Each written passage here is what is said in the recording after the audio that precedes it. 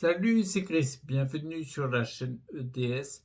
Ensemble, Direction Santé. C'est une nouvelle chaîne. J'ai une première chaîne dans laquelle j'ai passé 5 années à témoigner de mon retour progressif à la santé. Parce qu'à la base, en 2013, on m'a diagnostiqué une sclérose en plaques primaire progressive. Et j'ai décidé de lancer une deuxième chaîne. Et puis on verra où ça nous mène pour être encore plus actif dans le domaine de la santé. D'accord? Donner plus de conseils, favoriser les prises de conscience, aussi bien individuelles et donc collectives. D'accord? J'ai décidé de le faire il y a peu de temps en fait. D'accord? On va aborder un premier sujet pour cette première vidéo d'actualité et j'espère que ça va t'apporter au maximum. Donc pour la première vidéo, je souhaitais aborder le thème de la vaccination en direct les pieds dans le plat. D'accord. La vaccination Covid-19 notamment. Je tiens à préciser le côté où je ne suis pas anti-vax. C'est mon point de vue, tu vois. Je trouve ça trop extrême. Trop... pas débile, ce serait jugé, mais... ouais, trop extrême parce que on peut pas nier le fait que les vaccins apportent un soutien. Euh, On ne peut pas nier non plus l'autre extrême que dans les vaccins, il y a des matières qui sont hyper délétères pour l'organisme, donc pour la santé, pour son fonctionnement. On ne peut pas nier, mais les deux extrêmes, j'aimerais apporter un peu plus d'équilibre entre ça. Donc moi, pour ma part, je ne suis pas anti-vax. Et je ne suis pas vax à outrance. Je trouve que c'est autant un non-sens, pour être gentil, pour le dire de cette façon-là, que d'être anti-vax ou vax à outrance. Voilà, les deux sont, à mon avis, trop extrêmes. Du coup, quand je parle là, notamment de la vaccination Covid-19, alors déjà, plaçons les bases, on parle de vaccins pour le Covid-19, contre le Covid-19. C'est pas des vaccins. Des vaccins, on le sait depuis longtemps. Louis Pasteur en a parlé très longtemps, à l'origine des vaccins. On est vraiment en train, pour la faire simple, on inocule un virus fatigué, du coup l'immunité va se développer, on va faire des anticorps plus facilement parce qu'il est fatigué, en fait, il est diminué en fait, et lorsqu'on aura le contact avec le virus en pleine force, on aura déjà des anticorps. C'est hyper intelligent. D'accord? Là, pour la vaccination Covid-19, les vaccins qu'on a en France, le Moderna ou le Pfizer, c'est pas des vaccins, on est en train de parler de thérapie génique, je crois le terme. Bref, avec modification ARN. Non, les ARN messagers, voilà, c'est les termes. Bref, c'est pas un vaccin. Surtout en plus quand on parle de faire des injections tous les 4 mois, je crois, tous les 3 mois, ou je sais pas. Aussi rapproché, on n'est plus dans un processus de vaccination, mais de traitement.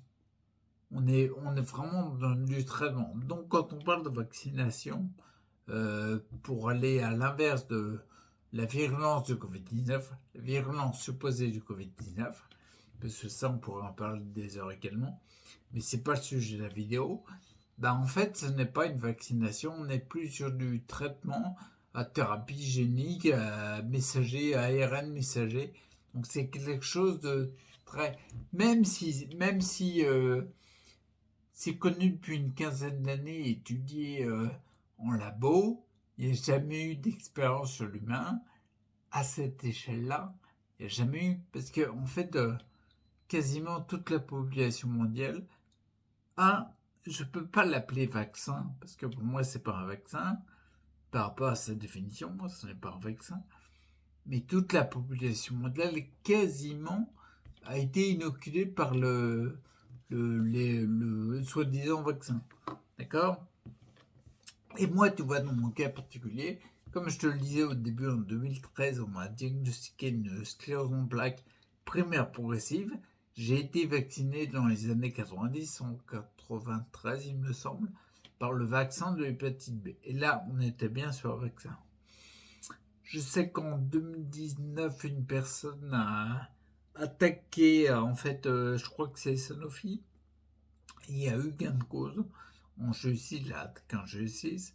Il a eu gain de cause et ça a même fait une jurisprudence, je crois, parce qu'il avait une sclérose en plaques, il avait eu le vaccin de l'hépatite B et pour comment dire, comment on appelle ça, pour le côté la justice, il y avait des scientifiques qui avaient montré, qui avaient mis des faits en évidence sur le lien entre les deux. Donc le vaccin de l'hépatite B, c'était déjà un des éléments qui engendre une problématique que l'on peut appeler sclérose en plaques. Donc je suis bien placé pour le savoir. Il n'y a pas que ça. Mais à mon avis, il n'y a pas que ça. Mais je sais bien que on va parler, on va appeler un chat un chat. Le système de santé perso m'a dit qu'il y avait des choses à faire qui étaient mieux pour ma santé. Mais n'empêche que je remonte ma santé actuellement et depuis 5 ans, en enlevant ce qu'ils m'ont mis.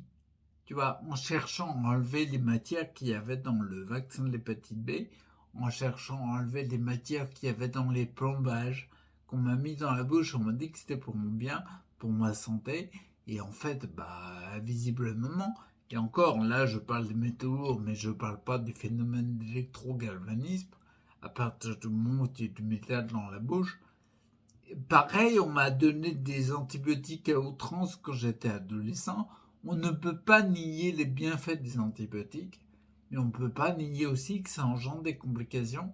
Quand je bosse sur la candidose, je fais un gros travail pour éviter les dégâts qu'ont fait les antibiotiques qui ont créé une dysbiose intestinale. Et oui, il n'y a pas que ça, il y a quoi qui me vient en tête? Les plombages, les vaccins, les médocs, je parle d'antibio, mais j'ai pris aussi beaucoup de phosphalugel, où il y avait beaucoup d'aluminium dedans. Bref, je passe mon temps à récupérer les erreurs, parce que j'appelle ça des erreurs, au niveau de ce qu'on m'a dit qui était bon pour ma santé.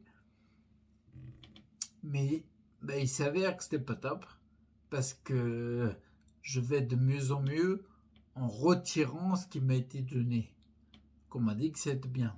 Alors quand on dit que c'est bien pour le Covid-19 de prendre tel vaccin, je mets des guillemets parce que pour moi c'est pas un vaccin, on dit que c'est mieux, permets-moi de douter, tu vois ce que je veux dire? Parce que tu vois les conséquences qu'il y a derrière. Je sais très bien que Pfizer et Moderna, ils ont fait le nécessaire pour légalement ne pas pouvoir être attaqués, mais les conséquences, les conseillers, c'est pas les pires. Quand tu vas payer les conséquences éventuelles d'un souci de santé, crois-moi, au quotidien, c'est pas de la tarte. C'est vraiment un gros challenge. Et largement pire qu'une peur d'un Covid-19, tu vois. Même si par exemple t'en as peur, il faut savoir comment dire. Ça reste une croyance. C'est quand on écoute des épidémiologistes comme Laurent Taubiana sur les chiffres concernant le Covid-19, le nombre de malades pour 100 000 habitants par semaine, en moyenne il est à 40 je crois, et ce qui n'a rien à voir avec les chiffres qu'on entend sur les médias classiques. Comment dire, la peur, elle naît d'un coup plus légitime quand on sait que là, je parle du réseau Sentinelle, ce qui est utilisé depuis des dizaines d'années par les épidémiologistes. Et en effet, si on compare les 40 à la grippe, par exemple, qui fait des morts aussi, la grippe, elle est en moyenne à 600.